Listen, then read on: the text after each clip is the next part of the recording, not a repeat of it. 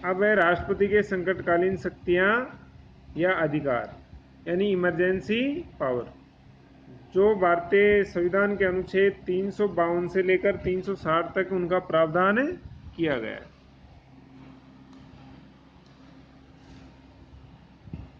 संकट की स्थिति का सामना करने के लिए संविधान द्वारा राष्ट्रपति को विशेष शक्तियां प्रदान की गई हैं। राष्ट्रपति को ये संकटकालीन शक्तियां, या दूसरे शब्दों में संविधान के संकटकालीन प्रावधान, अभी हाल ही के वर्षों में बहुत अधिक संशोधन परिवर्तन के विषय रहे हैं। 1975 में आपातकाल लागू किया गया, उसमें 42वें संविधान संशोधन को अधिक कठोर बनाया गया, लेकिन आपातकाल में संकटकालीन प्रावधानों का जिस प्रकार से दुरुपयोग किया गया, उससे इन प्रावधानों के विरुद्ध प्रतिक्रिया उत्पन्न होना नितांत स्वाभाविक था। इसके अतिरिक्त 1977 में सत्तारूढ़ जनता पार्टी संविधान के संकटकालीन प्रावधानों में ऐसे परिवर्तन के लिए वचनबद्ध थी जिससे वर्तमान या भविष्य के शासक वर्ग द्वारा इन प्रावधानों का दुरुपयोग नहीं किया जा सके। 1975-76 में इन संकटकालीन प्रावधानों के दुरुपयोग को दृष्टि में रखते हुए 44वें संविधान संशोधन 1979 द्वारा ऐसी व्यवस्था की गई, और इस संविधान संशोधन के बाद वर्तमान समय में संविधान के संकटकालीन प्रावधानों की स्थिति निम्न प्रकार। युद्ध, देखिए अनुच्छेद 352 है, जिसमें क्या है, युद्ध, बाहरी आक्रमण और सशस्त्र विद्रोह की स्थिति में राष्ट्रपति की शक्तियां।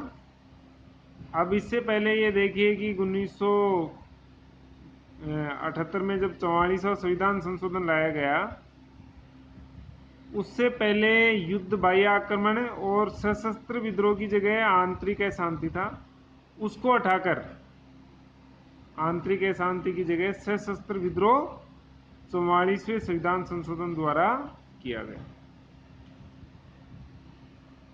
मूल संविधान के अनुच्छेद 352 में व्यवस्था थी कि यदि राष्ट्रपति को अनुभव हो कि युद्ध, बाहरी आक्रमण या आंतरिक अशांति के कारण भारत या उसके किसी भाग की शांति या व्यवस्था नष्ट होने का भय है, तो यथार्थ रूप में इस प्रकार की परिस्थिति उत्पन्न होने की आशंका होने पर राष्ट्रपति संकटकालीन व्यवस्था की घोषणा कर सकता था। संसद की स्वीकृति के बिना भी 2 माह तक लागू रहती, और संसद से स्वीकृत हो जाने पर शासन इसे जब तक लागू करना चाहता रख सकता था।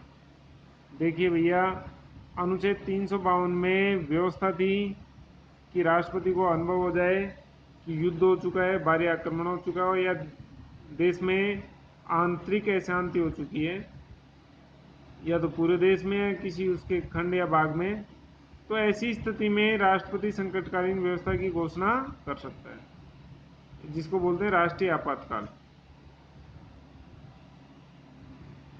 अब आपको ये ध्यान रखना है, राष्ट्रपति शासन और राष्ट्रीय आपातकाल। अनुच्छेद 352 में राष्ट्रीय आपातकाल लगता है, और अनुच्छेद 356 में राष्ट्रपति शासन, जो राज्यों को लगता है।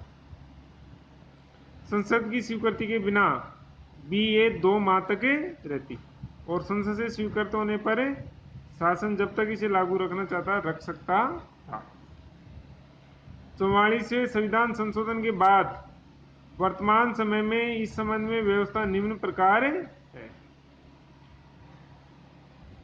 इस प्रकार का आपातकाल युद्ध, बाहरी आक्रमण या सशस्त्र विद्रोह अथवा इस प्रकार की आशंका होने पर ही घोषित किया जा सकेगा। केवल आंतरिक अशांति के नाम पर आपातकाल घोषित नहीं किया जा सकता।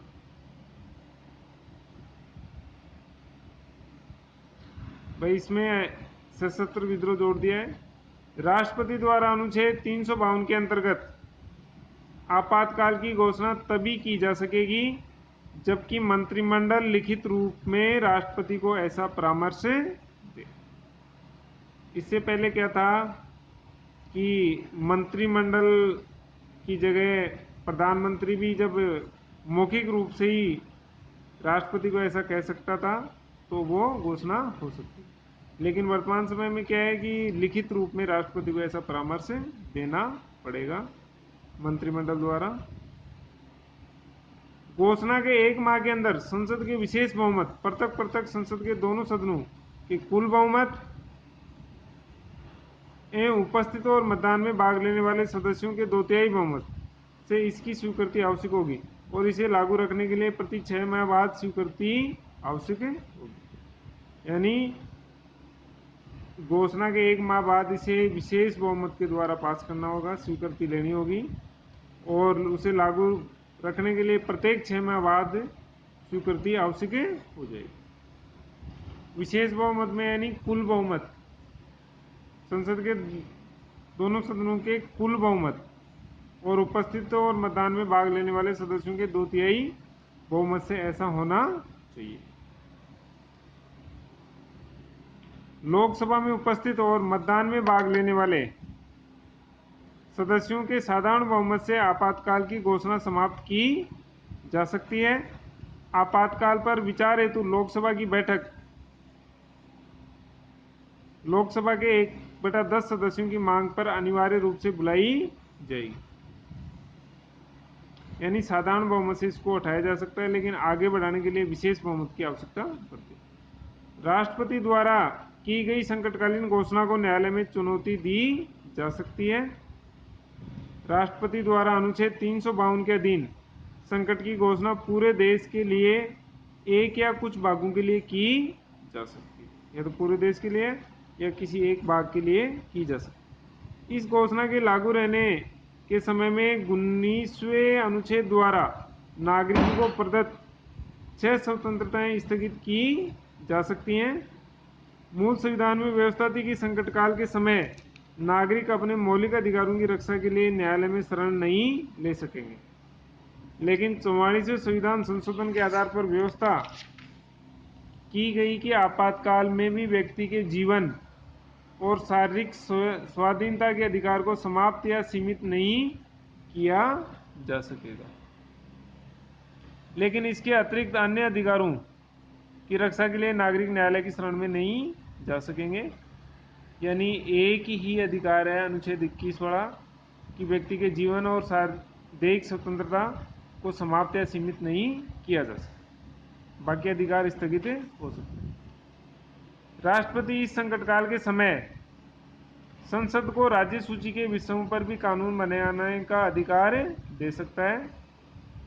राष्ट्रपति केंद्र और राज्यों के बीच आय के वितरण में भी परिवर्तन कर सकता है। अनुच्छेद 352 के अंतर्गत अब तक 3 बार संकटकाल की घोषणा की गई है। 1962 में भारत पर चीन और चीन के आक्रमण के समय, 1971 में भारत पर पाकिस्तान के आक्रमण के समय और तीसरी बार 1975 में। प्रथम संकटकालीन घोषणा 10 जनवरी 1975 को समाप्त की गई। दूसरी और तीसरी संकटकालीन घोषणा 1977 में समाप्त की गई। इस प्रकार वर्तमान समय में कोई संकटकाल लागू नहीं है। अब राज्यों में संवैधानिक तंत्र विफल होने का यानी अनुच्छेद 356 राष्ट्रपति शासन, उसको नेक्स्ट वीडियो में पढ़ेंगे।